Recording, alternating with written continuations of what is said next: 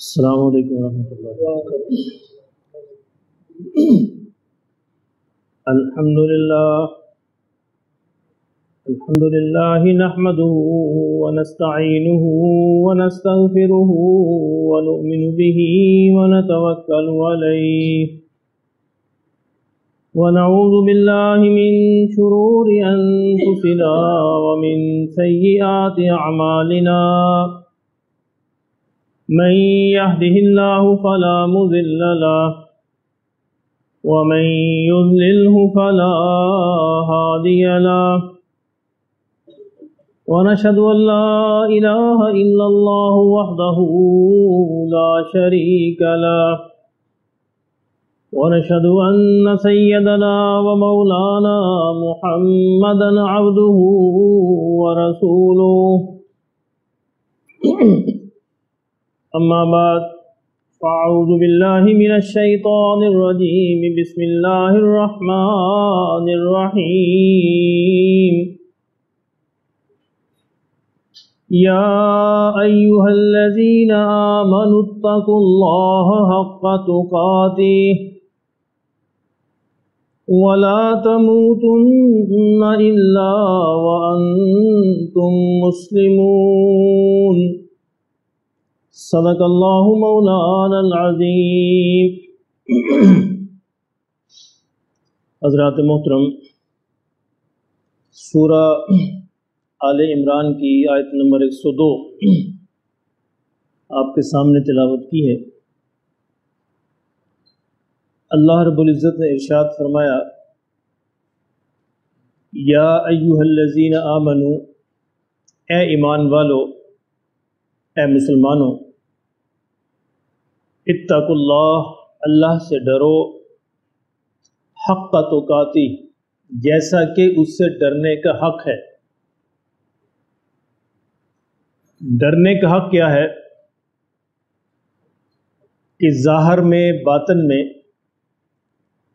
خلوت میں، جلوت میں، تنہائی میں، مجمع میں، گھر میں، گھر سے باہر، دن میں، رات میں، صبح میں، شام میں، ہر وقت، ہر جگہ اللہ سے ڈرو، اللہ کا دھیان رکھو، خیال رکھو، یاد رکھو کہ اللہ تمہارے ساتھ ہے اور تمہیں دیکھ رہا ہے۔ اور آگے فرمایا کہ وَلَا تَمُوتُنَّ إِلَّا وَأَنْتُمْ مُسْلِمُونَ، اور لوگو تم نہ مرنا مگر یہ کہ تم مسلمان ہو۔ آیت کے اس ٹکڑے پہ غور کیجئے کہ تمہیں نہیں مرنا چاہیے مگر یہ کہ تم مسلمان ہو، یعنی جب تمہاری موت آئے، انتقال ہو، تو اللہ کی کتابوں میں، اللہ کے رجسٹروں میں تمہارا نام مسلمانوں کے خانے میں ہونا چاہیے۔ آپ حضرات جانتے ہیں کہ اللہ کے پاس، اللہ کے خزانوں میں 2 رجسٹر ہیں، ایک اصحاب الیمین کا ہے، دوسرا اصحاب الشمال کا ہے، یعنی ایک دائیں والوں کا ہے، ایک بائیں والوں کا ہے۔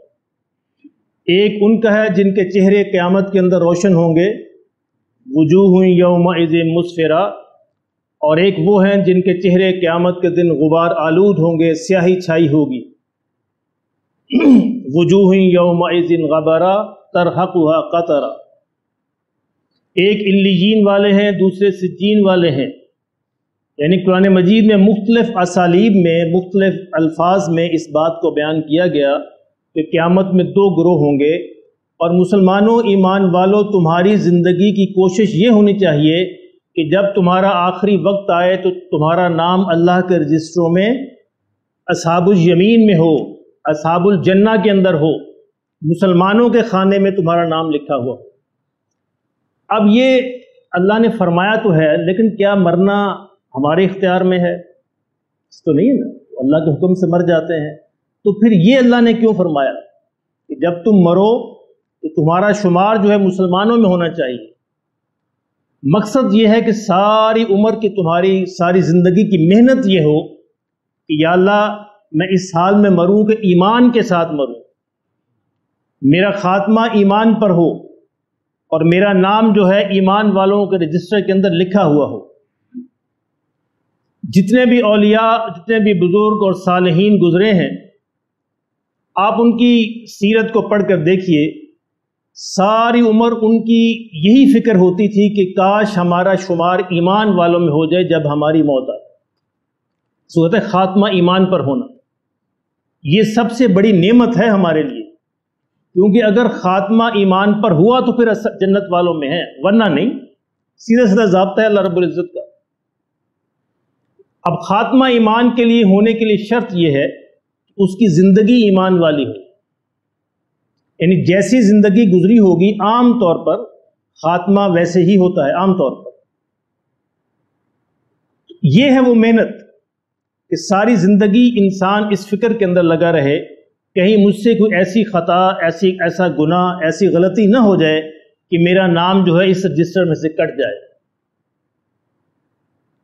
اس کے لیے جتنے بھی اللہ نے فرائض دیے ہیں، واجبات دی ہیں، سنتیں دی ہیں، جو جتنے بھی احکامات ہیں شریعت کے، وہ سارے کے سارے ضروری ہیں تاکہ ہمارا نام اس کے اندر لکھا جائے۔ لیکن بعض اوقات طالب علم جو ہے اپنے استاد سے سوال کرتے ہیں کہ استاد جی یہ کتاب تو محنت تو کرنی ہے، سارا مضمون پڑھنا ہی ہے، لیکن کوئی ایسی بات بتائیے کہ جس سے میں امتحان میں کامیاب ہو جاؤں۔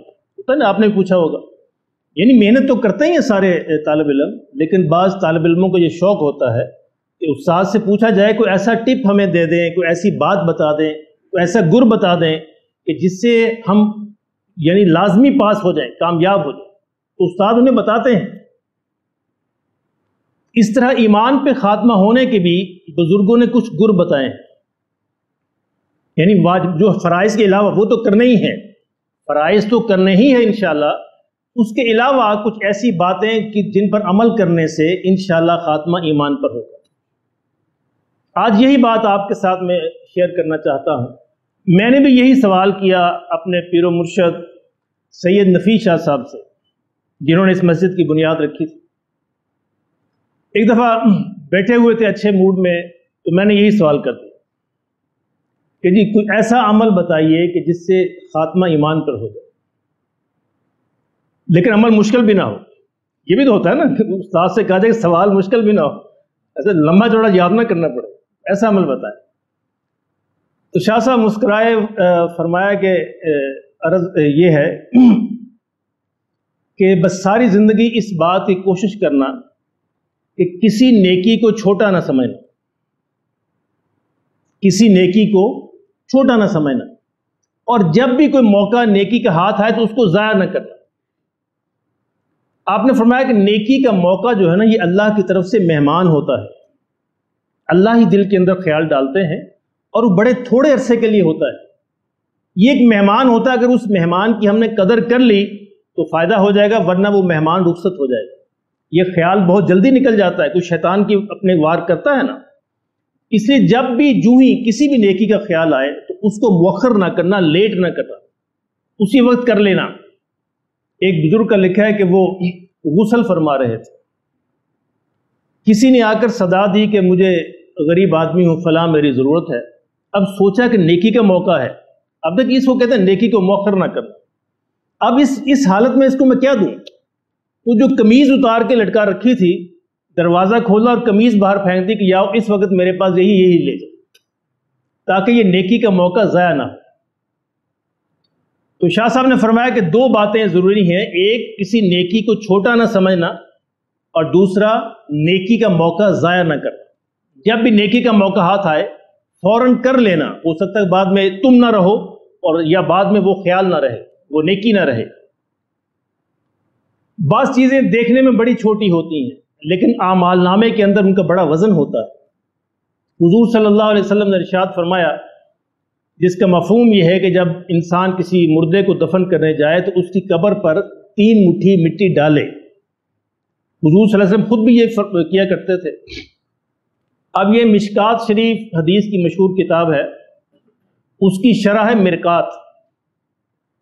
مرکات میں اس کی شرح کے اندر ایک واقعہ لکھا ہے بڑا عجیب، اسی حدیث کی تشریح کے اندر انہوں نے لکھا کہ ایک اللہ والے انتقال ہوا ان کا، اور ان کو خواب میں دیکھا، پوچھا کہ کیا معاملہ پیش آیا؟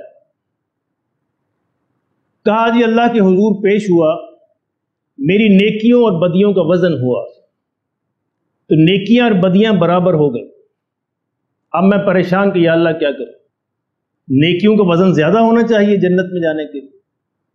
اب میں پریشان کھڑا ہوں کہ یا اللہ اب تو میں مارا گیا۔ کہتے ہیں اللہ نے کہا کہ تیری ایک نیکی بھی میرے پاس محفوظ ہے، جاؤ فرشتوں وہ نیکی بھی لے کے آؤ۔ کہا کہ ایک تھیلی لائی گئی اور وہ تھیلی نیکیوں والے پلڑے میں ڈال دی گئی،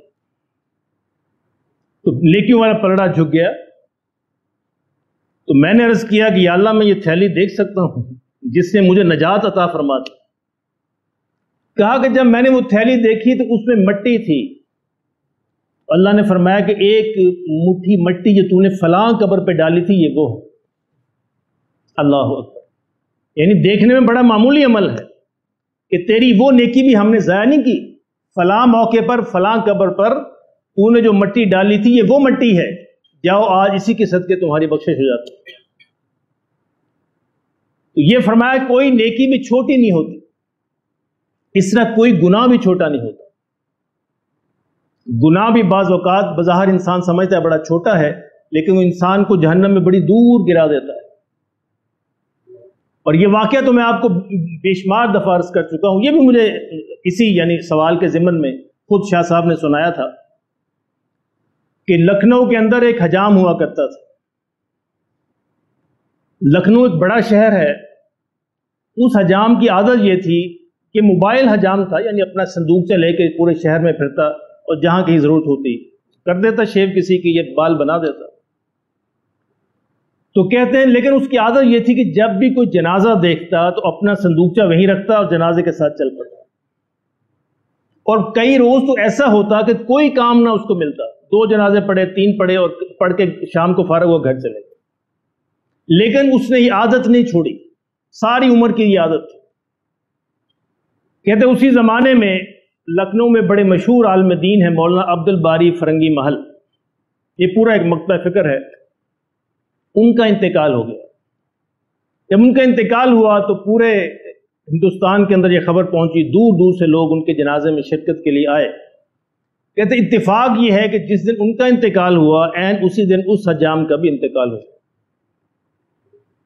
اور پہلے مولانا عبد الباری کا جنازہ جو ہے پڑھا گیا، تو یہ حجام کے گھر والوں نے سوچا کہ ہم بھی جنازہ لیے چلتے، جس گراؤنڈ کے اندر ان کا جنازہ پڑھا گیا۔ اب یہ بھی اس حجام کا جنازہ لیے وہاں پہنچ گئے، تو وہاں پہ اعلان ہوا کہ بھائیو ذرا ٹھہر جاؤ، ایک جنازہ اور آ رہا ہے، وہ جنازہ بھی پڑھ کے جائیں۔ اب ہوا کیا کہ وہ لوگ جو مولانا عبد الباری کے جنازے سے رہ گئے تھے، پیچھے لیٹ ہو گئے تھے، بھاگے آ رہے تھے، وہ بھی اس کے جنازے میں شامل ہو گئے، اور اس کا جنازہ مولانا عبد الباری کے جنازے سے بھی بڑا جنازہ ہوا۔ تو یہ اللہ نے اس کو یہ نعمت عطا فرمائی ساری عمر جو اس نے کام کیا تھا، کہ کوئی بھی نیکی چھوٹی نہیں ہوتی، کسی بھی نیکی کو چھوٹا نہ سمجھنا۔ پھر ایک اور آپ نے واقعہ ارشاد فرمایا، حضرت کی طبیعت ہوتی تھی کہ جب بات بولتے نہیں تھے، عام طور پہ گفتگو نہیں کرتے تھے، خاموش رہتے تھے، لیکن اگر کبھی طبیعت ہوتی تو پھر لمبے واقعات بیان کرتے۔ پھر دوسرا فرمایا کہ مولانا شاہ عبد القادر رائے پوری ایک مشہور صوفی بزرگ گزرے ہیں، کہتے ہیں شاہ صاحب نے مجھے خود، حضرت نے ان کی بیعت کی تھی، کہ شاہ صاحب نے مجھے خود یہ بیان کیا کہ ہمارے گاؤں میں ہندوستان میں جس مسجد میں ہم نماز پڑھتے تھے، اس مسجد کے دروازے کے سامنے ایک ہندو کی دکان تھی کریانے کی، اور اس ہندو کا یہ معمول تھا کہ ساری عمر وہ جمعرات کو مسجد میں تیل ڈالا کرتا ہے۔ شاید آپ حضرات کے علم ہو، تیل ڈالتے تھے مسجد، جو حضرات دیہات سے متعلق ہیں ان کو یہ یاد ہوگا کہ مسجد میں تیل ڈالتے تھے، جس سے چراغ جلتے تھے۔ تو وہ ہندو بڑی پابندی کے ساتھ ساری عمر جمعرات کو مسجد میں تیل ڈالتا رہا، تھا ہندو۔ اب یہ بڑی دیکھنے میں بڑی معمولی نیکی، کہتے ایک دن جمعے کو وہ مسجد میں آ گیا، امام صاحب سارے جانتے تھے اسے، آگے کہنے لگا جی مجھے کلمہ پڑھائیے مسلمان کی۔ لوگوں نے کہا تمہیں کیا ہوا، زندگی تمہاری گزر گئی مسجد کے دروازے کے سامنے۔ کہنے لگا کہ پچھلے پورے 1 ہفتے سے ایک بزرگ میرے خواب میں آ رہے ہیں اور مجھے کہتے ہیں کہ تمہاری موت قریب ہے، کلمہ پڑھ لو۔ اب لوگ پریشان حیران، لوگوں نے کہا کہ صبر کرو اور سوچ لو اور غور کرو، ایسا نہ ہو کہ تم کسی ایسے جذبے سے مسلمان ہو رہے ہو۔ اس نے کہا نہیں، آج ہی کلمہ پڑھنا، پتہ نہیں اگلے جمعے تک میں رہتا ہوں نہیں رہتا۔ امام صاحب نے کلمہ پڑھایا، مسلمان ہو گیا، الحمدللہ، شکر اللہ کا۔ اگلے جمعے سے پہلے اس کا انتقال ہو۔ دیکھنے میں چھوٹی سی نیکی، بعض نیکیوں کو ہم یوں ہی سمجھتے ہیں، معمولی سمجھتے ہیں، اسی ایک چھوٹی سی نیکی نے اس کو ہمیشہ کی جنت دلوا دی، پچھلے سارے گناہ معاف ہو گئے، ایمان لاتے ہی پچھلے سارے گناہ معاف ہو جاتے۔ تو میرے محترم دوست، عرض کرنے کا مقصد یہ ہے کہ دو نسخے ہمیشہ اپنے پلے باندھ لیجئے، ایک تو نیکی کو چھوٹا نہ سمجھنا، اور دوسرا نیکی کا موقع ضائع نہیں کرنا۔ جب بھی، جہاں بھی، جس طرح بھی، اور جو بھی میسر ہو، جتنا بھی انسان کر سکے اس میں حصہ ڈال دے کہ یہ موقع کہیں ضائع نہ ہو جائے، کیونکہ دونوں ضروری ہیں۔ ہو سکتا ہے میں نہ رہوں اور ہو سکتا ہے یہ موقع نہ رہے، دونوں چیزیں ہوتی ہیں۔ ہمارے بھی ارد گرد ماحول کے اندر ہمیں بے شمار موقع ملتے ہیں، ذرا غور کریں، اگر آپ تنہائی میں بیٹھ کے غور کریں، بڑے چھوٹے چھوٹے موقع ہوتے ہیں۔ مثلا آپ مسجد کے اندر ہی تشریف لاتے ہیں، دو جوتیاں سیدھی کر دیں، دیکھنے میں بڑا معمولی عمل ہے، لیکن کسی کی جوتی سیدھی کرنا ایک بڑا عمل ہے، معمولی نہیں ہے۔ تشریف لائے ہیں، کہیں مؤذن سے پوچھیں کہیں جھاڑن کہاں پڑا ہے، جھاڑے، کہیں ممبر صاف کر دیا، دروازہ ہے صاف کر دیا، مسجد کی سیڑھی صاف کر دی، لوگ آ رہے ہیں مسجد کا دروازہ کھول کے کھڑے ہو گئے کہ آپ آسانی سے آ جائیے۔ اچھا، دیکھنے میں معمولی ہے، لیکن یہ پوری ایک بڑی نیکی ہے، معمولی نہیں ہے۔ اللہ اکبر! ایک عورت تھی جو مسجد نبی میں کبھی کبھی صفائی کیا کرتی تھی، کبھی کبھی صفائی کرتے تھے، اس کا انتقال ہو گیا۔ تو سردیوں کا موسم تھا، رات کے وقت انتقال ہوا اور لوگوں نے رات ہی میں دفن کر دیا کہ حضور صلی اللہ علیہ وسلم کو آپ نے اطلاع نہیں کی کہ مبادہ کہ سردیوں کا موسم ہے، آپ کو تکلیف ہوگی، آنا پڑے گا۔ جب کافی دنوں تک آپ نے اس عورت کو نہیں دیکھا تو لوگوں سے پوچھا وہ عورت کہاں گئی؟ کہا جی اس کا تو انتقال ہو گیا۔ حضور نے فرمایا اللہ اکبر، تم نے مجھے کیوں نہیں بتایا؟ وہ تو بڑی مبارک عورت تھی، مسجد میں صفائی کیا کرتی تھی۔ آقا دو عالم صلی اللہ علیہ وسلم اس کی قبر پر تشریف لے گئے اور اس کی قبر پر جا کے آپ نے خصوصی دعا فرمائی۔ دیکھنے میں چھوٹا سا عمل ہے۔ ایک شخص نے، ایک نماز پڑھنے آئے مسجد نبوی میں، تو مسجد کے اندر تھوک دیا۔ حضور صلی اللہ علیہ وسلم اٹھے، اپنے ہاتھوں سے اس کو صاف فرمایا۔ یہ ہوتا نیکی کا موقع ضائع نہ کرنا۔ اس طرح گلی محلے میں، بازار میں نیکی کے بڑے مواقع ہمیں ملتے ہیں۔ اچھا، یہ دیکھیے کہ ہمارے معاشرے میں اس کو بڑی روب سمجھا جاتا ہے کہ دو گاڑیاں اگر آمنے سامنے آ گئی نا تو میں اپنی گاڑی پیچھے نہ کروں، یہ بڑا فخر سمجھا جاتا ہے، میں بڑا فن خواہ ہوں، میں نے گاڑی پیچھے نہیں کی۔ لیکن یہ نیکی کا موقع ہے، اپنی گاڑی کو پیچھے کر لیجیے تاکہ دوسرا آرام سے گزر جائے۔ اس نیت کے ساتھ اگر کی، اللہ کی قسم یہ آپ کے اعمال نامے میں لکھا جائے کہ اس نے ایک مسلمان کو سہولت دی، ایک مسلمان کو آرام دیا کہ دوسرا مسلمان میری وجہ سے آرام سے گزر جائے۔ یعنی یہ ایک معمولی عمل نہیں ہے، یہ کہنا کہ میری وجہ سے کسی کو تکلیف نہ پہنچے، یہ معمولی عمل نہیں ہے، بہت بڑا عمل ہے۔ کہتے ہیں اصل تو چیز یہ ہے کہ انسان سے دوسرے کو فائدہ پہنچے، لیکن اگر انسان یہ نہیں کر سکتا تو کم از کم یہ کرے کہ میرے سے کسی کو تکلیف نہ پہنچے۔